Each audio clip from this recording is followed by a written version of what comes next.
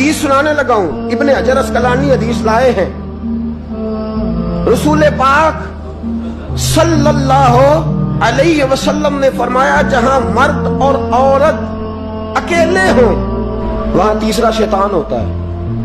یہ تو پہلے بھی سنے ہوں گے نا اتنے لفظ، اس سے آگے ہیں ابن حجر حدیث کے لفظ لائے، یا رسول اللہ صلی اللہ تعالی علیہ وسلم مرد اور عورت اکیلے ہوں تو تیسرا شیطان ہوتا ہے؟ حضور نے فرمایا ہاں۔ عرض کی حضور اگرچہ وہ نیک ہو، جہاں مرد اور عورت اکیلے ہوں وہاں تیسرا شیطان ہوتا ہے۔